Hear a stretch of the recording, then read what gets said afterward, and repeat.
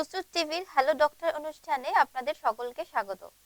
আজ আমাদের সাথে রয়েছেন Sushruta I foundation and research সেন্টারের বিশিষ্ট চক্ষু চিকিৎসক ডক্টর নাদা নদীম আনসারি।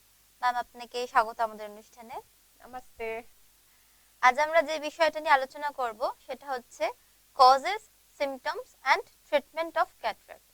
এই বিষয় নিয়ে সরাসরি চলে যাই আমরা ডাক্তারের কাছে বিশদভাবে জেনে নিতে। ম্যাম, ফার্স্টে যে কোয়েশ্চেনটা করার আছে যে হোয়াট ইজ ক্যাটারাক্ট? ক্যাটারাক্ট মানে বলতে কি বোঝায়? कैटरैक्ट इज हमारी आंख में लेंस होता है एक। ठीक है, आंख में बहुत सारे स्ट्रक्चर्स होते हैं, ट्रांसपेरेंट स्ट्रक्चर्स होते हैं, जिसमें lens is one of the transparent structures.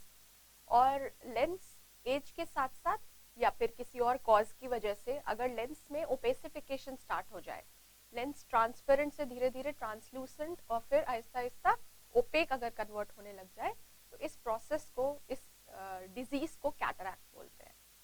okay?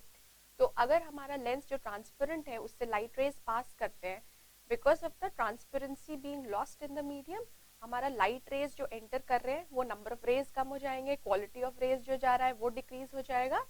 इससे हमारा विजन हैम्पर होगा, vision, quality of vision, quantity of vision, both will be hampered. तो ये पेशेंट हमारे बहुत सारे सिम्टम्स के साथ प्रेजेंट करता है। ओके, सो मेन कॉजेस क्या होता है ये कैटरेक्ट के पीछे? अब लेंस ओपेसिफाई हमारा बहुत सारे कॉजेस की वजह से हो सकता है। फर्स्ट एंड फॉरमोस्ट जो मोस्ट कॉमन कॉज है वो एजिंग का है। एजिंग के साथ साथ लेंस के जो फाइबर्स होते हैं हमारे, वो ओल्ड होने लग जाते हैं, डिग्रेड डिजेनरेट होने लग जाते हैं, इसलिए ओपेसिफाई होने लगते हैं। ठीक है, दूसरी चीज होती है किसी मेडिसिन की वजह से। मोस्ट कॉमनली यूज्ड मेडिसिन होता है स्टेरॉइड। स्टेरॉइड यूज से हमारी आईज ओपेक, जो लेंस होता है वो ओपेक होने लग जाता है, कैटरैक्ट डेवलपमेंट होने लग जाता है। Then comes any treatment of any sort like radiation therapy. Radiation therapy, cancers में बहुत ज़्यादा रेडिएशन आजकल यूज कर रहे हैं, it is a new branch and it is treating many cancers. तो उसका एक साइड इफेक्ट होता है कैटरैक्ट डेवलपमेंट, पेशेंट को विजन में प्रॉब्लम होने लग जाता है बिकॉज ऑफ विच। और देखा गया है बहुत सारी स्टडीज में, जैसे स्मोकिंग है, डायबिटीज है, that also induces and increases the rate of cataract development. और दूसरी चीज़ है, बहुत ओल्ड टाइम्स में ऐसा देखा जाता है कि जो रूरल एरियाज है वहाँ पर पेशेंट्स को बहुत ज़्यादा सनलाइट एक्सपोजर है। हमारा अर्बन लाइफस्टाइल ऐसा है कि हम लोग इंडोर्स रहते हैं, उतना सनलाइट एक्सपोजर नहीं है। तो जितना ज़्यादा सनलाइट एक्सपोजर है, और आपका जो यूवी रेडिएशन है, अल्ट्रावायलेट रेडिएशन है, उसमें भी पर्टिकुलरली जो यूवी बी होता है, that is very harmful for the lens, so to say. वो अगर लेंस पे बहुत टाइम तक, बहुत ड्यूरेशन तक स्ट्राइक करता है, बहुत ज़्यादा एक्सपोजर होता है, तो उसमें भी लेंस ओपेसिफिकेशन स्टार्ट हो जाता है और फिर आहिस्ता आहिस्ता कैटरैक्ट डेवलपमेंट हो जाता है। ओके, तो क्या क्या सिम्टम्स होते हैं जब कैटरेक्ट होते हैं आँख में?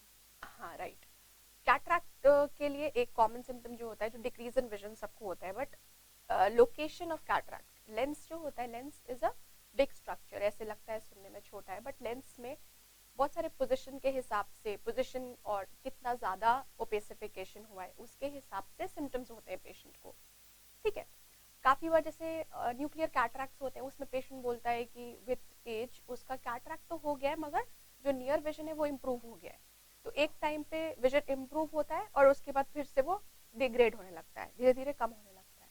ठीक है, so that happens with the advancement of cataract. दूसरी चीज़ होता है कि अगर हम ड्राइविंग करते हैं, तो ड्राइविंग में जो सामने से लाइट आती है वो क्या होता है, लेंस के जैसे कैटरैक्ट पे स्ट्राइक करती है, पूरी स्प्रेड आउट हो जाती है, उससे एक्सेसिव ग्लेयर होता है, और ग्लेयर की वजह से प्रॉब्लम होती है ड्राइविंग में। So night driving becomes very problematic for the patient. Okay, तीसरी चीज, जैसे हम लाइट्स के अराउंड कलर्ड हेलोज देखने लग जाते हैं, जैसे रेनबो में 7 कलर्स होता है, वैसे हमें लाइट के अराउंड दिखता है। कोई भी सोर्स ऑफ लाइट, जैसे ट्यूब लाइट्स हो गए, बल्ब्स हो गए, स्ट्रीट लाइट्स हो गए, ये सब जगहों पे आपको ऐसे हेलोज दिखेंगे। Okay, so that again causes a lot of problems. काफी बार कुछ अगर हेलोज नहीं भी है लेकिन कोई कलर्ड है, कोई ब्राइट रेड चीज है, वो आपको थोड़ा सा फेडेड सा दिखता है, this can be another symptom. And जब भी कैटरैक्ट डेवलपमेंट स्टार्ट होता है, ऐसा नहीं होता है कि लेंस पूरा एक साथ ओपेक हो गया। ठीक है, आहिस्ता आहिस्ता धीरे धीरे डेवलपमेंट होता है, तो उसके सिम्टम्स भी प्रोग्रेसिव होते हैं, धीरे धीरे बढ़ते हैं। तो सबसे पहले जैसे हो सकता है कि आपका ग्लासेस का पावर चेंज हो जाए। ठीक है, अगर आपका बहुत फ्रीक्वेंटली हो रहा है, अगर साल में एक बार हो रहा है तो ठीक है, दैट इज नॉर्मल। बट हाँ, अगर आपको लग रहा है कि 2-3 महीने के बाद आपको ग्लास पावर के लिए, चेकअप के लिए जाना पड़ रहा है, तो दिस इन इटसेल्फ शोज कि maybe there is something wrong with your, there is some disease in your eye, right. तो ये होता है ऐसे सिम्टम्स आ सकते हैं पेशेंट को। ओके, तो ये होने के बाद ट्रीटमेंट क्या होता है? सिर्फ ऑपरेशन ही होता है क्या? हाँ, कैटरैक्ट का कोई ऐसा ट्रीटमेंट, जैसे एक ट्रॉमेटिक कैटरैक्ट्स जो होते हैं, ट्रॉमेटिक कैटरैक्ट्स, डायबिटिक कैटरैक्ट्स, वो ऐसे होते हैं कि रिवर्सिबल होते हैं, ठीक है। वो आफ्टर अ सर्टेन, जैसे आपका शुगर लेवल्स कम हुआ, नॉर्मल हुआ, तो ऐसा कुछ पेशेंट्स में जिसमें बहुत ज़्यादा कैटरैक्ट डेवलप नहीं हुआ है, तो वो रिवर्ट बैक भी हो सकता है, रिवर्ट हो सकता है। बट अदरवाइज और जो कैटरैक्ट्स होते हैं जो एज रिलेटेड होते हैं, कंजेनाइटल होते हैं, या फिर स्टेरॉइड इंड्यूस्ड हो गया आपका, रेडिएशन कैटरैक्ट हो गया, इन सब में आपको सर्जिकली रिमूव करना होता है, अदरवाइज इट विल प्रोग्रेस और फिर एक टाइम के बाद आपके अल्टीमेटली रिमूव करना होगा। There is no way to stop it और to reverse it, so to से।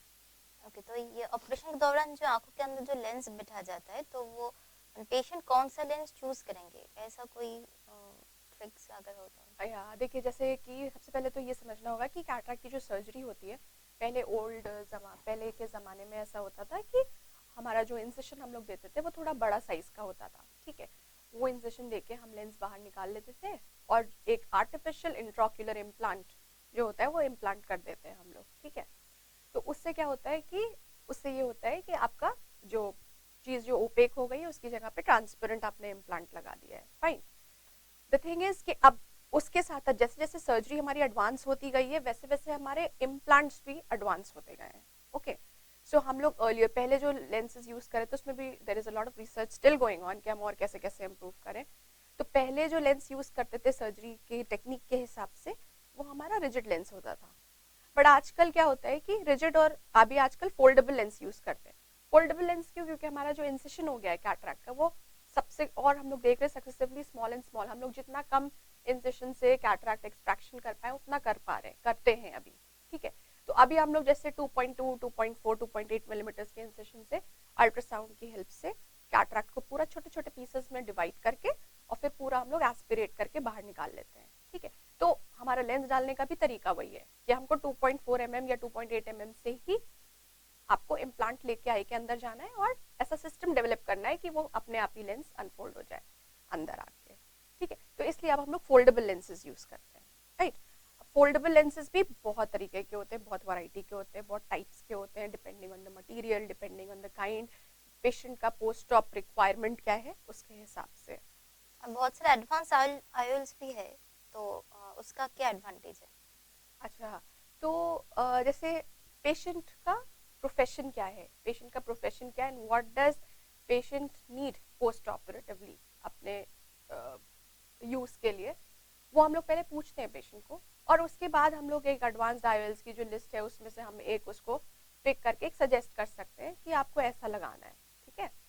तो उसके लिए जैसे एडवांस्ड आईओएल्स आप हमसे पूछ रहे हैं, अगर just because it is, if you want me to serve a palate then I can tell you कि एक चीज होती है, क्योंकि जो नेचुरल लेंस होता है it has immense power to adjust and adapt and see at various distances, okay.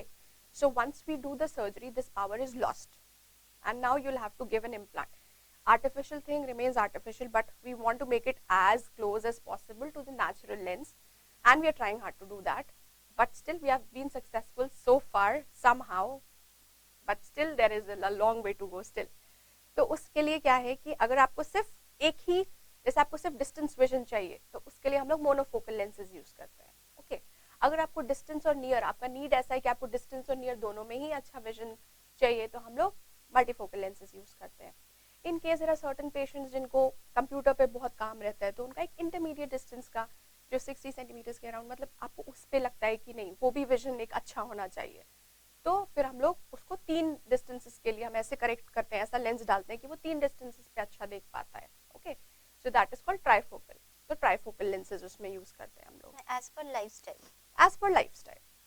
And also अब जैसे किसी का अगर बहुत सिलेंडर हाई है, सिलेंडर पावर है, तो उसमें हम लोग टोरिक लेंसेज यूज करते हैं और इन तीनों के साथ ही हम टोरिक लेंसेज होते हैं तो वो हम लोग अकॉर्डिंगली जो भी रिक्वायरमेंट है उसमें हम लोग फुलफिल करते हैं।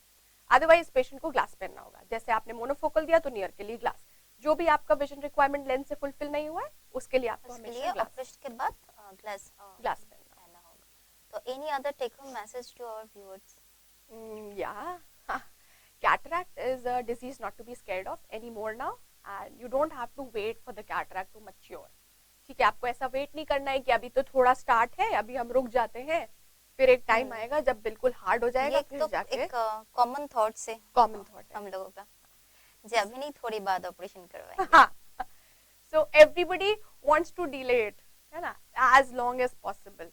But I think if there are surgical techniques which can give you a better quality of life, then why to compromise on that, right? So it's always advisable that you come visit, see the doctor. और ऐसा हम लोग हमेशा नहीं बोलते हैं कि नहीं अगर स्टार्ट हुआ है तो फौरन ऑपरेट कर दो. There are always indications and contraindications to whatever we decide. So it is always nice to come see an ophthalmologist whenever you are having any such symptoms which I have told, जिससे आपको लगता है कि आपको cataract है. And especially if you are a diabetic, hypertensive or you have any other comorbidities, then I think that एक examination तो must है. ওকে, থ্যাংক ইউ ম্যাম। Okay. আজকের মতো তো সময় এখানেই শেষ, এখানেই আমাদের শেষ করতে হবে। আমরা আবারও আপনাদের কাছে চলে আসবো নতুন কোনো ডক্টরকে নিয়ে, নতুন কোনো চোখের সমস্যা নিয়ে। নমস্কার। Namaste.